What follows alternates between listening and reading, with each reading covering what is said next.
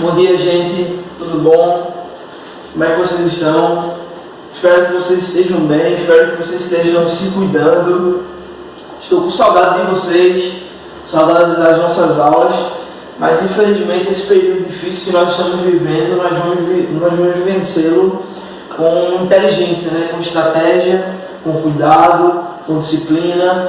Então, ao invés de aulas presenciais, embora eu quisesse muito estar em aulas presenciais com vocês, nós estamos aqui com aulas virtuais, porque vocês não podem falar, o coronavírus não pode atrapalhar a gente de crescer, de nos desenvolvermos.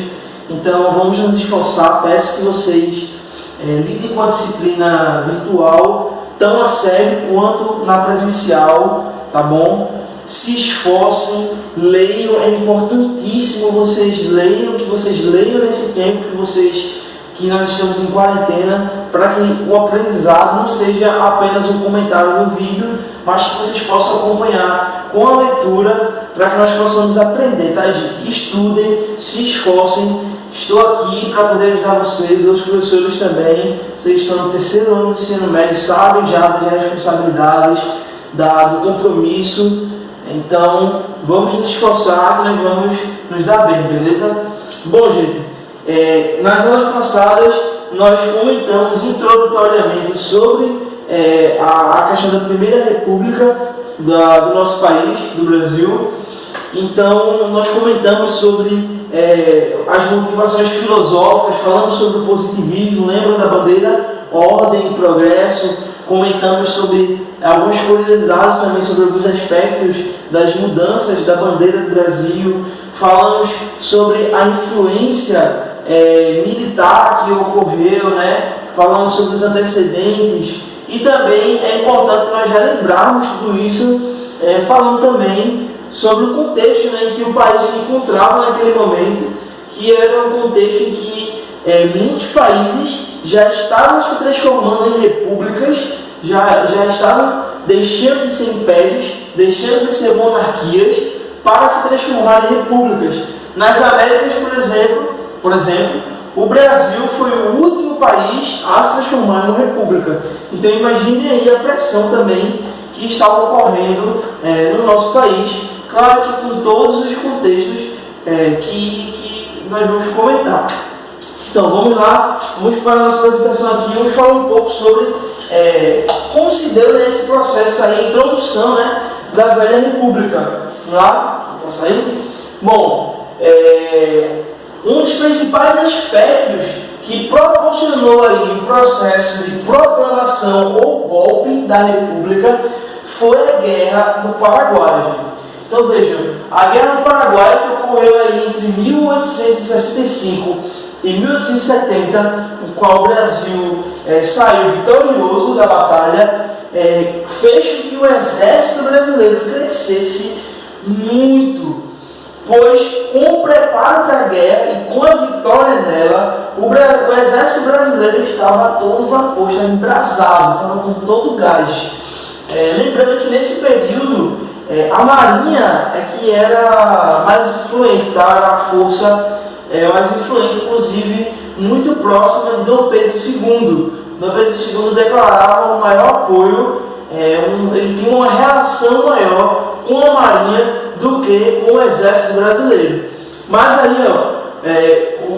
com a volta da guerra, o Exército forte, engajado, motivado pela vitória, ele estava aí interessado em engajar na vida política. O exército estava prestes a se transformar em influenciadores aí, em intervir, em começar a influenciar a política do país, beleza? Lembrando que muitos militares, eles eram estudiosos. Quando nós falamos do positivismo, do próprio lema Ordem e Progresso, influenciado pelo filósofo Auguste Comte, ele foi influenciado pelo exército, beleza? Tinham muitos engenheiros, tinham muitos intelectuais, teóricos. O exército não era apenas uma força militar, mas também uma força, se projetou como força política. É importantíssimo nós compreendermos isso, beleza? Então, Até 1889, o Brasil era o único império existente na América inteira. Todas as demais nações vizinhas eram republicanas. Mas aquilo que eu comentei, isso também fortaleceu bastante pela pressão e pela visão pejorativa, ou seja, existia uma visão negativa nesse período da monarquia, principalmente no que se trata das Américas. Por quê, gente? Porque nas Américas existe todo o contexto de colonização, existe todo o contexto dos países que foram, das regiões que foram colonizadas pelos grandes países que existiam na Europa. A monarquia era vista como algo negativo e a república era vista como algo positivo. Lembrando que toda aquela filosofia da república, vocês lembram? República, que significa o bem maior, o bem do povo. E aí a noção da democracia, da igualdade, da liberdade de expressão, da ausência de um líder que não tem como ser retirado, somente ao cargo seria passado por hereditariedade, ou seja, de pai para filho. E aí a república não, a república é escolha, existe voto, enfim, existe todo um contexto, uma relação, uma oposição entre a república e a monarquia. Mas é interessante nós comentarmos que no Brasil, aqueles que apoiavam a república eram a minoria, gente. Exatamente, minoria. Na verdade, a maioria dos partidos políticos, os mais fortes, eram partidos monarquistas. É interessante pensar isso, gente, porque como nós falamos de influência política, nós sabemos que a maioria, a maior voz, geralmente é que proporciona as maiores mudanças. Mas nesse contexto foi diferente. E é por isso que, assim como eu já comentei com vocês em sala de aula, a proclamação da República foi um movimento militar, gente, beleza? Militar. Porque nem a população sabia. O povo não fazia nem ideia do que estava acontecendo. Tanto que quando ocorreu o golpe, eles ficaram sabendo pelos jornais. A galera olhou para os jornais e, que viagem, velho. Ficaram sem entender nada. Porque era uma novidade, ninguém sabia direito. Então, vejam, foi algo completamente militar, algo fechado. Foi um movimento que não teve grandes repercussões no país, mas que foi um acontecimento extremamente importante para a história dele. Então, vários militares,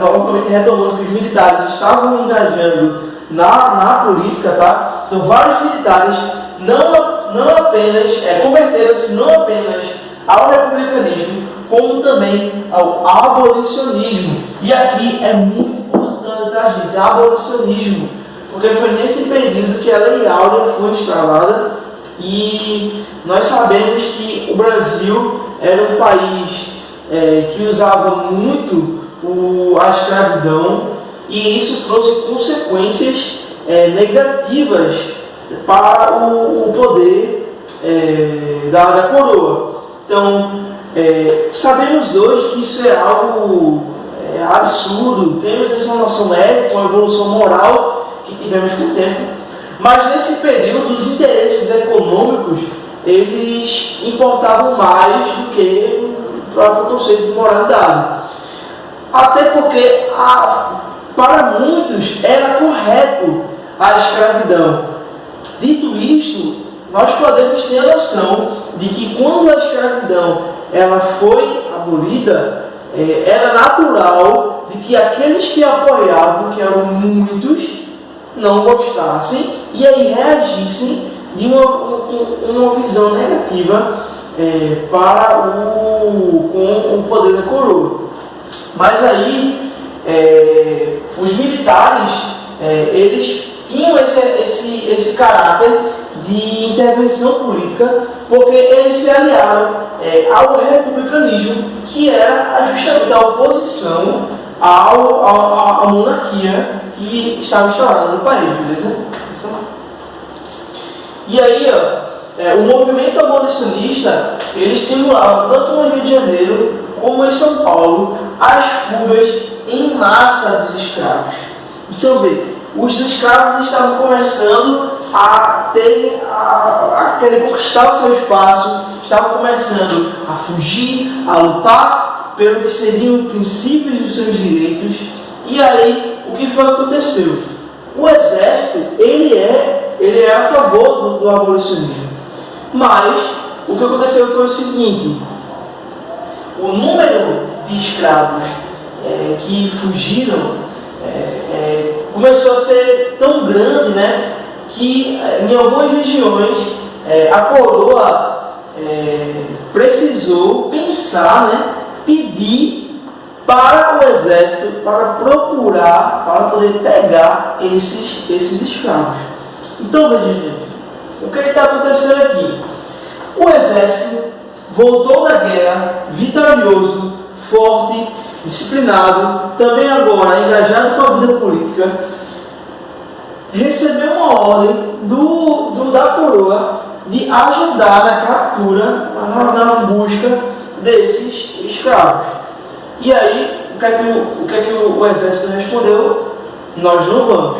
O Marechal Deodoro da Fonseca não assumiu essa posição porque eles não queriam se reduzir a meros capitães do mato. Lembrando que os capitães do mato, nesse período, eram justamente eram como se fossem soldados, capitães que eram responsáveis por policiar os escravos.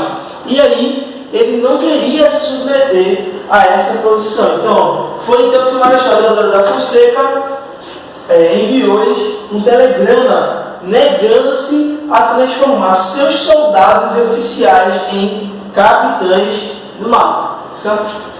E aí, isso provocou mais ainda a insatisfação dos militares, né? Os militares estavam cada vez mais insatisfeitos com a posição da coroa. Mas, além disso, também ocorreu a insatisfação dos fazendeiros escravistas devido ao processo de abolição. Então, vejam, insatisfação dos militares, insatisfação dos fazendeiros, que eram a favor da escravidão, que precisavam da escravidão para poder manter os seus negócios.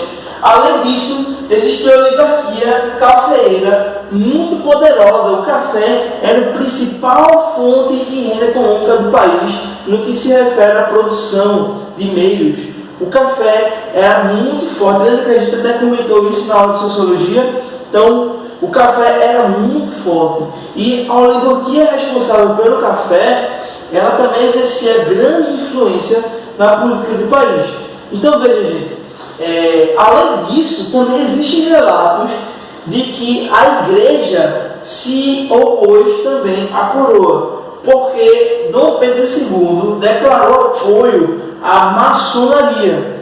E a maçonaria, a igreja, ela não compartilhava dos mesmos interesses da maçonaria, tanto em aspectos religiosos quanto políticos. E aí, quando Dom Pedro II declarou apoio à maçonaria, a igreja se opôs e também começou a se opor a Dom Pedro II. Então veja, Dom Pedro II a coroa está fraca, está prejudicada. Além disso, o esposo da princesa Elizabeth não tinha o total apoio de Dom Pedro II. Dom Pedro II não via possibilidades deles conseguirem bater de frente com tanta oposição e conseguir superar esse processo de proclamação. Então, Dom Pedro II, além do fato de que provavelmente, se eles lutassem devido à força da oposição, eles provavelmente iriam morrer. E aí Dom Pedro II não quis se opor a esse protesto, a essa questão que estava acontecendo. E aí é evidente aqui, né, os dançarinos aí africanos no caixão, a coroa já estava com o seu destino traçado. Imaginem aí, dá para colocar a música aqui, mas imaginem aí a coroa do Brasil dentro do caixão e os caras dançando aí. Estava chegando ao fim. E aí, no dia 15 de novembro de 1889, influenciado pelo positivista Benjamin Constant, um nome muito importante aí, positivista, que influenciou o Marechal Deodoro da Fonseca, realizou aí o golpe ao lado de muitos homens. Ele se direcionou, existe até relato de que o Marechal Deodoro da Fonseca ele não queria ir, porque ele era conhecido de Dom Pedro II, e aí ele foi lá e convidou Dom Pedro II a se retirar do poder. Dom Pedro II não resistiu, a coroa não resistiu, e aí no dia 16, no dia 17, eles voltaram para Portugal e saíram do país, voltaram para Lisboa, saíram do país, e aí está proclamada a República. Está oficialmente decretado o fim da monarquia no Brasil e está declarado agora o início de um novo período que é chamado aí da República do Brasil, que segue até hoje, beleza? Mas existem alguns aspectos, alguns movimentos que nós precisamos compreender. Nós iremos ver nas próximas aulas que existe uma divisão da República, tá bom? Então existe uma divisão. Um dos momentos mais importantes que ocorreu da República, que nós iremos entender, é a tão chamada Era Vargas, que veio até se transformar em uma ditadura aí, durante o período até, inclusive, da Segunda Guerra Mundial. Então, gente, é muito importante nós compreendermos esse momento da história do país. Existem pessoas que dizem que foi proclamação, dizem que foi revolução, e tem pessoas que dizem que foi golpe, ou seja, de uma forma pejorativa, dizem que na verdade foi golpe e que o Brasil não deveria ter sofrido esse golpe, que a República é uma república ilegítima por ter sido um golpe e não por ter sido algo que aconteceu por escolha da população, vamos dizer assim. Então, hoje no Brasil, existem inúmeros movimentos e pessoas que são a favor da monarquia e são a favor do retorno da monarquia, até também pelo sucesso da monarquia na Inglaterra, também influencia bastante a muitos pensadores e teóricos políticos aqui no Brasil. Mas, por outro lado, também existem muitas pessoas que são a favor da República. Então, a República permanece até hoje. Então, é um ponto que nós podemos discutir, né? Quais são os pontos negativos e positivos de cada um dos lados, beleza? Nós podemos pensar em um projeto, um trabalho para nós produzirmos depois. Mas, por enquanto, vamos aqui. Eu quero que vocês pesquisem aí, tá bom? Eu quero que vocês pesquisem as principais características da nova Constituição após a proclamação da República. Após a monarquia ter sido encerrada, foi necessária aí a implantação de um novo documento para poder reger a organização e a estrutura política e social do país. Que documento foi esse? Foi a Constituição, a primeira Constituição da República. Constituição que deve ser respeitada até os dias de hoje e que é respeitada até os dias de hoje. Mas, passível de discussão também isso, tá, gente? Mas eu quero que vocês pesquisem as principais características dessa nova Constituição e aí a gente dá oportunidade nas próximas fases do período da República no nosso país. Beleza, gente? Façam a pesquisa, façam suas leituras, qualquer dúvida, pode perguntar, beleza? Então vamos nos esforçar. Até a próxima aula. Tchau, tchau, gente.